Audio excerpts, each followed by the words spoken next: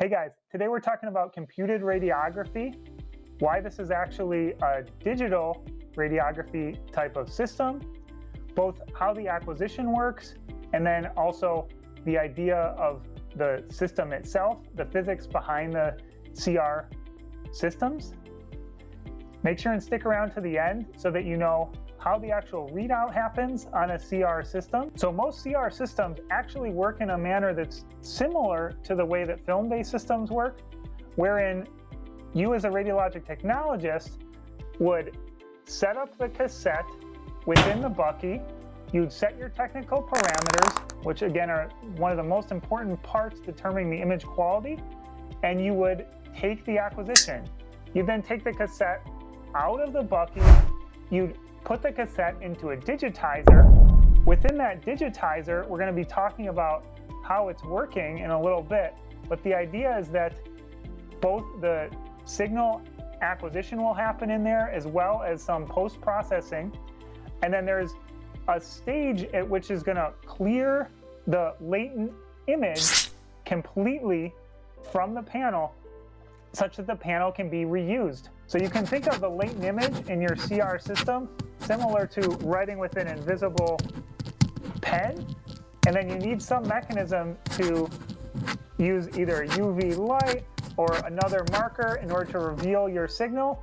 And your digitizer, where we're using our laser, is similar to that within the CR system. We have a special latent image that we'd like to show you as we go here. Computed, and then from there the digital image can be seen on the workstation directly, also sent to PACS and used by the radiologist. The idea behind computed radiography is to have it's like a flat panel, but the material within there is actually barium fluoride bromide, and that's a material that has what's called photo-stimulated luminescence. So when the X-rays come in, they're going to actually store energy inside of the CR plate. And that energy is going to be stored in such a manner that if just a little bit more energy is put into the system, then some energy will come out. This sounds all convoluted, but the idea is that the X-ray comes in and it stores what's called a latent image, wherein there's energy stored in that panel. Then later on, if we come in with a laser and we shoot this UV laser at our panel, then green light is actually going to come out. Green light that comes out when we shine our laser is actually proportional to the intensity of X-rays which hit the panel. We then need to measure that green light. So to measure the green light, we use a photomultiplier tube. So that can take relatively lower levels of light, and the photomultiplier tube can amplify the signal. So it converts from the light to an electrical signal, and then there's multiple stages where it can amplify that electrical signal. Then finally, we're going to do an analog to digital conversion and convert that to a digital number. Radiography. So the idea is if you irradiate the panel by passing the X-rays through the patient, and then the panel is irradiated, then we take that panel, you put it into the digitizer, and the digitizer is going to do a raster scan over the whole panel so that each measurement that's made is representing 1 pixel in the actual image. So the laser, in order to actually scan the laser over a row of the image, we can use a mirror that tilts, and as we tilt that mirror, we can scan across the row in the image.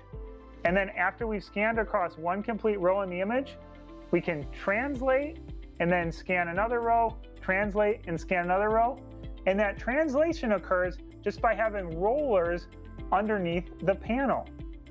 So in that way, we can fill out the whole image row by row, and each time the laser light is going to hit that given area on the CR plate. So the green light is going to come out, it's going to go into a fiber optic, it's going to go then into the photomultiplier tube, where it will be then an electrical signal. We'll then take that analog electrical signal, convert it to a digital signal, and we'll do that for each of the given measurements to yield all of the pixels which are going to generate our digital image. Isn't. So the secret message that we've shown you throughout the video here is actually just computed radiography isn't. And the idea here is that computed radiography actually doesn't involve any computing. What it should be called is stored radiology or something along that nature. But there were some geniuses that had the idea, there's something called computed tomography, which sounds pretty cool. Well, let's do computed radiography. So we now have computed radiography, and we have to use this convoluted term to describe a process which is actually just measuring a signal, storing it, and then reading it out. There's actually no computing within computed radiography. So hit me up in the comments down below if you think that actually this should be called computed radiography. If some part of this process of digitizing a signal we should call computed radiography. After you've mastered computed radiography, also check out digital radiography and the difference between direct and indirect flat panels coming up.